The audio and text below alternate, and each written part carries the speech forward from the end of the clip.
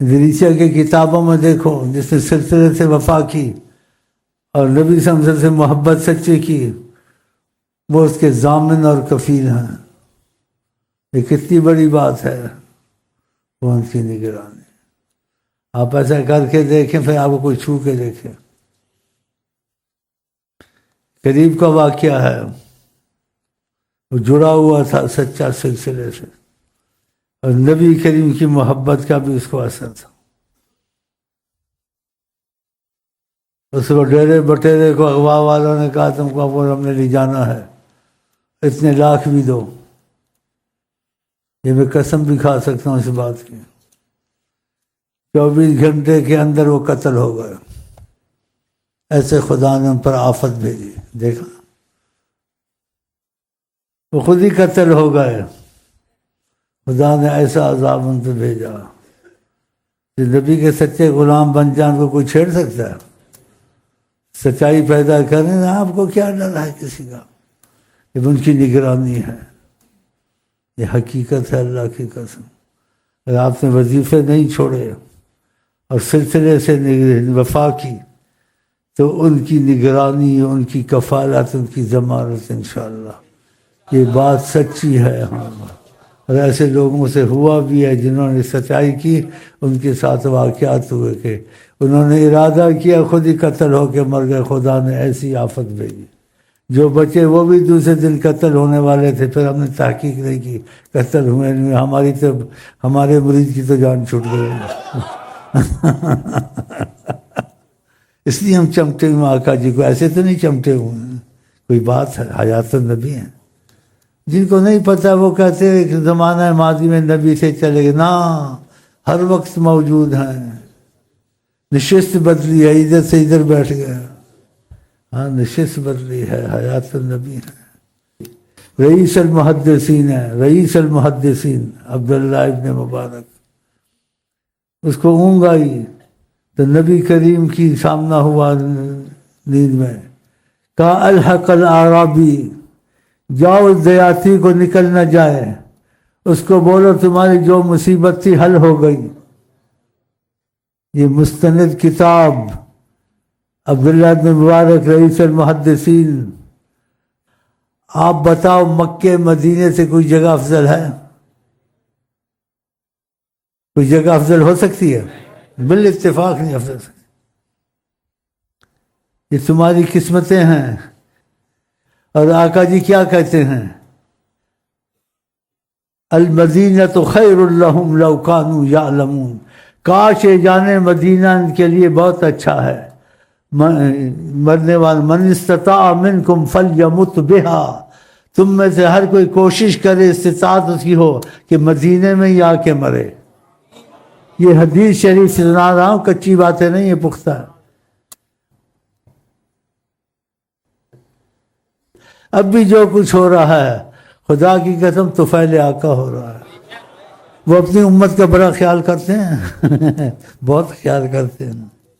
بعض واقعات میں ایسے آیا، کہیں مصیبت آ رہی تھی تو طریقت والے کو یہاں پڑھ دو، مصیبت والے خیال رکھتے ہیں اللہ کی قسم۔ رب دی سو، تم ان سے محبت کرو۔ اگر تم ان کی طرف آ گئے، مہنگائی ہو سستائی ہو، تمہیں کیا سول حکومت ہو یا فوجی ہو، تم ان کی طرف آ گئے تم کو وہ سنبھال لیں گے۔ لیکن تم سچی طرح آ جاؤ نا ان کی طرف، ان کو دل سے مانو، ان کی باتیں مانو۔ لیکن ایک دم تو نہیں مانو گے، مریض آہستہ آہستہ ٹھیک ہوتا ہے، آہستہ آہستہ دانیاں رکھنی شروع کرو۔ ہاں سوچ میں پڑ گئے۔ آہستہ آہستہ مسواکیں شروع کرو۔ آقا جی مسواک کو پسند کرتے تھے، آقا جی تہجد کو پسند کرتے تھے، کہتے تھے خدا سے عورت پہ رحم کرے جو اپنی خاوند کو اٹھائے، نہ اٹھے تو پانی چھنکتی ہے، کہتی اٹھ۔ دعا دی اس کو، ہاں کہ فائدہ ان کا، آقا کو فائدہ تو نہیں تھا۔ کہ اس عورت پہ خدا رحم کر کے مرد کو اٹھاتی ہے، اٹھتا نہیں ہے تو آگا وہ تو اس پر پانی پھینکتی، ندحت الماء فی، پانی چھینکتی ہے، کہتے اٹھ جاؤ 2 رکعت پڑھ لو، یہ کام شروع کر دو۔ آقا جی تہجد کو پسند کرتے تھے، مسواک کو پسند کرتے تھے۔ یہ داری حکمن سنت رسول اللہ کی، اس میں تم کو اختیار نہیں ہے، لیکن نیت کر لو، آج سے رکھ لینا، نہیں تو پھر قبر میں جا کے رکھ لینا.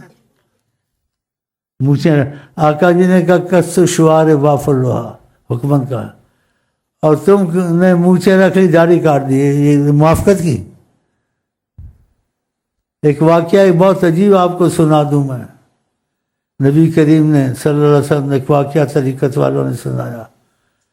حیات النبی ہے نا، تو اس پر حجابات ہٹا دیے، اس کو نبی کریم کا سامنا ہو گیا. کہا دیکھو یہ دو بھائی ہیں، یہ اس کے ساتھ ہنستا ہے، اس کی داڑھی کٹوانا چاہتا ہے. نبی کریم نے کہا تو پتہ کیا مثال دی نبی کریم نے؟ کہا یہ شناختی کارڈ نے حکومت قبول کرے گی؟ نہیں کرے گی. کہا میری سنت کو کاٹتے میں قبول نہ کروں، خدا قبول کرے گا؟ کیسی مثال دی. تو نیت کر لو، پھر آہستے آہستے میرا خیال مریض ایک دم تو ٹھیک نہیں ہوتا ہے نا. زیادہ ایسی باتیں کرنے سے بھاگ جاؤ گے، یا نہیں بھاگو گے. تو نبی صلی اللہ علیہ وسلم سے وہ محبت کرو جس کو کہتے واقعہ محبت ہے. تم کو کیا سکھوں نے داڑھی رکھی نہیں رکھی، تم کو کیا داڑھی والے نے لڑکی بھگائی نہیں بھگائی، تو نہ بھگا، تو مان، یا تو نے بھی لڑکی بھگانی ہے. تو ان باتوں سے کرنا بہانہ بنا، تو بس اندھا ہو کے چل. نبی کریم نے کہا بس تو اندھا بالکل مان لے، سوچ ہی نہ، باقی دوسرے کی بات کو سوچ رہا. تو خدا توفیق دے ہم ان سے سچی محبت کریں، وہ ہم کو آپ کو اپنی پناہ میں لے لیں. خدا کی قسم دنیا آخرت کا تمہارا غم وہ اٹھا لیں گے. حیات النبی ہے، وہاں خبر پہنچانے کی ضرورت نہیں ہے کہ وہاں خبر پہنچانی ہے، ان کو سب پتہ ہوتا ہے. تم پیدا ہوئے کیا کیا ہے اور کیا کر کے مجھے سب پتہ ہے. عمل کی وہاں خبر نہیں لینی، ان کو پتہ ہی ہوتا ہے. ایسے اور واقعات ہیں راز کے، لیکن میں ڈرتا ہوں نہ نکل جائیں، سب ان کو پتہ ہوتا ہے. کیا کسی نے کوئی ورقہ لکھا کہ نبی کریم صلی اللہ علیہ وسلم جیسے اسے محبت کے تقاضے سے کہ ان سے کچھ طلب تھی یا کیا تھی، کوئی بات تھی ایسی، بہرحال تو اس نے طریقت والے ورقے کو ڈھونڈا، ورقہ نہیں تھا. اور مدینے کا اور دوسرے شہر کا مسافہ ہزاروں کیلو ہے. ایسے کر رہا تھا، سوچ رہا تھا، دیکھا ورقہ آقا جی کے ہاتھ میں ہے، اور دیکھ رہے تھے اس کو. تو مطلب ہے اس سے بھی بڑی چیزیں ان کو سب پتہ ہے. بس تم دل سے ان کے بن جاؤ، نام محمد دکھائے کرش میں، اللہ کی قسم. تو اللہ تعالیٰ کرے ہم دل سے ان کے بن جائیں انشاءاللہ. کوئی تمہاری بھائیوں میں سے جڑا ہوا تھا، کہتا وہ آ گئے، وہ جو اغوا والے ہیں، پیسے والے ہیں، رات کو بیٹھے رہے کہ نکلے گا اس کو اغوا کر کے لے جائیں گے، اس کا مال شال لوٹیں گے.